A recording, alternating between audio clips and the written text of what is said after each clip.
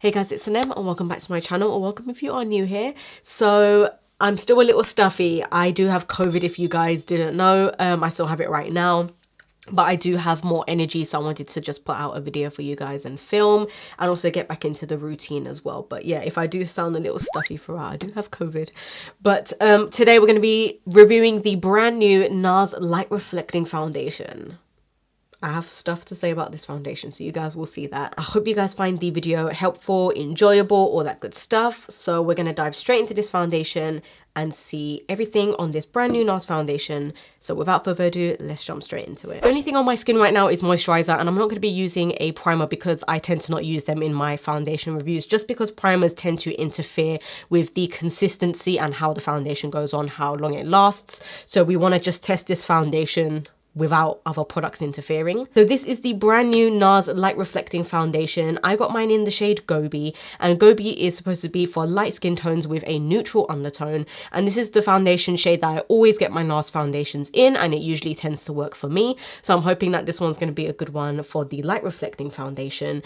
And this foundation has so many claims. So it is a skincare hybrid foundation, and what that means is it's going to improve your skin over time because it does have skincare ingredients in there. It says it improves the skin radiance by 61%, a more even skin tone, and this foundation also does blur out the pores, conceals acne, conceals dark spots, hyperpigmentation, which is what I do have on my skin. And also it's great for all skin types, no matter if you're dry or oily, and also gives a nice medium to buildable coverage with a nice radiant, like light reflecting finish. So it sounds like a really promising, interesting foundation. Gobi looks like a really nice shade. It is a yellow undertone. Even though they say neutral, it definitely is more on the yellow side. So do keep that in mind. And also it does retail for £37.50 in the UK and $49 in the US. So I'm just going to... Oh, it's very runny. Yeah, it's very runny and it feels very light. And also this Gobi shade looks spot on. It looks, oh my god, that is very, very liquidy, like absolutely liquidy. I might have put too much, so let's stop there. But this feels very liquidy, which I personally like. It feels like a really nice thin foundation. It doesn't feel thick or heavy. So let's go ahead. I'm going to be using the Morphe and Ariel brush. And the Gobi shade definitely looks like all the other Gobi shades, unless it oxidizes, but let's see.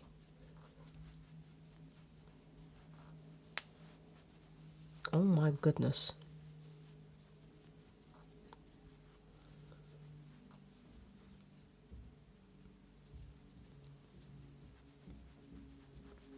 Okay.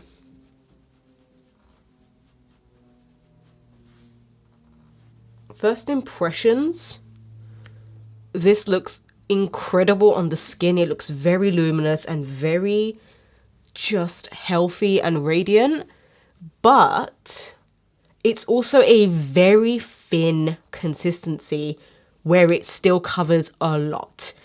It feels incredibly lightweight on the skin, and the consistency is really nice. It just spreads evenly all over the skin, and it gives you enough to work around with. It doesn't leave any streaks, and honestly it's covered enough, more than I would want it to, and it's a nice medium coverage. Okay, I'm so impressed so far. I can see why everyone loves this foundation, and a lot of people said that they like this more than the new Charlotte Tilbury one.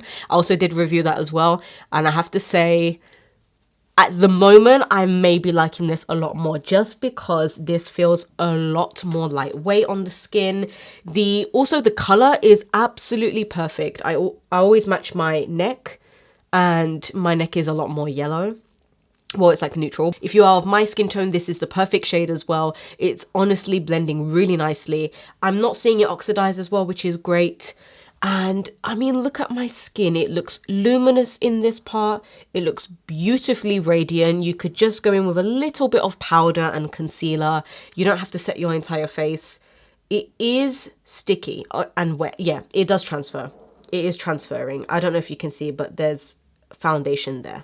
So it does transfer. It doesn't dry down.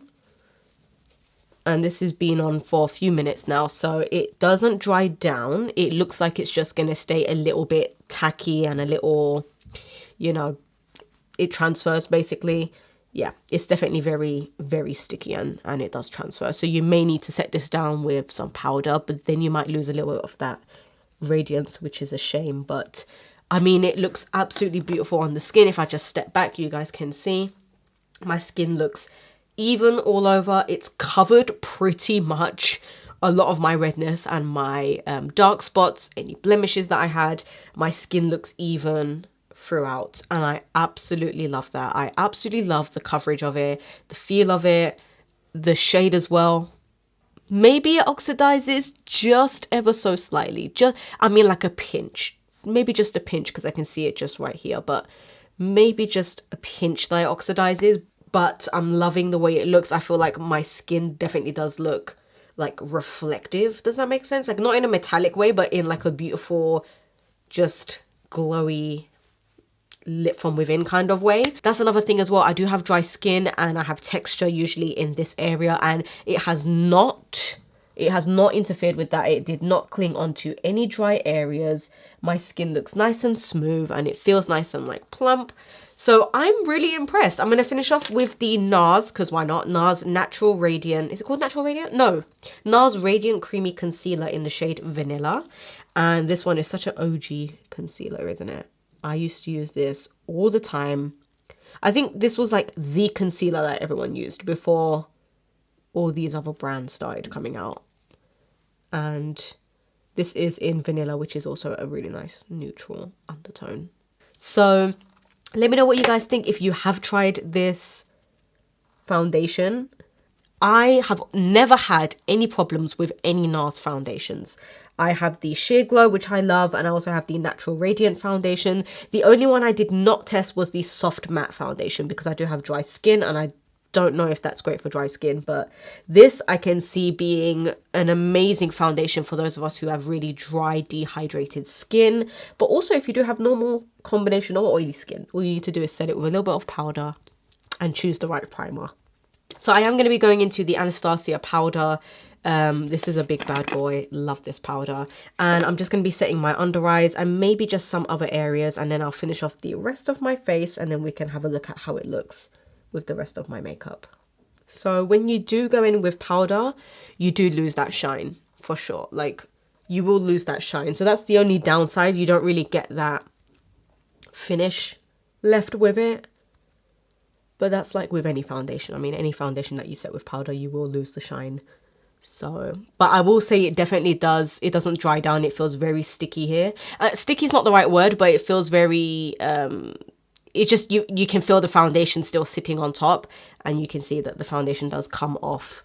So that's the only downside, because I do tend to like when my foundations do dry down just a little bit. But this one, unfortunately, doesn't dry down. What do you guys think? It's a beautiful shade, I have to say. And my skin looks so flawless, absolutely flawless. What do you guys think? So I did put a little bit extra powder because the foundation just was a little bit too sticky for me and it wasn't drying down and settling down. So, you know, I had to put some powder. Otherwise, if I do touch my face or my hair gets onto my face, it will just kind of transfer. So that's the only downside I will say with this foundation, is I wish it dried down just a little bit so I didn't have to use as much powder, because then I'm using too much powder and then I'm losing that luminosity. So I hope that makes sense. But apart from that, I think it looks absolutely flawless on the skin. It feels so lightweight. It gives enough coverage, more than you would need. And it is a buildable foundation. It gives a really nice finish. I honestly don't have any complaints with this foundation. And it definitely does conceal enough. And it evens out the skin tone as well. It feels really nice and hydrating as well. Like just a really nice kind of like lightweight moisturizer. It is liquidy, but it also doesn't feel drying, if that makes sense. I guess it is because it has those skincare ingredients in there, so it does feel nice and luxe. And it's just a great foundation overall. Again, NARS never fail me, honestly. So let me know what you guys think. I love the shade as well. If you are looking to get the shade Gobi, I will say that it's a great match. Of course, I did use bronzer and blusher and stuff, but it's a great match overall. I'm so happy with this shade. And that is my final thoughts on it. Honestly, get it. I mean, I know it's a little pricey, but Nars foundations are honestly probably one of the best foundations out there on the market in terms of high end. So yeah, let me know what you guys think about the foundation, how it looks, how it went on. Give me all your final thoughts. I hope you guys found this video helpful, and I will be back with another video soon when I do recover even more. Hopefully I won't be all stuffy and stuff. So I hope you guys are all staying safe, and until next time, I'll speak to you guys all in my next video.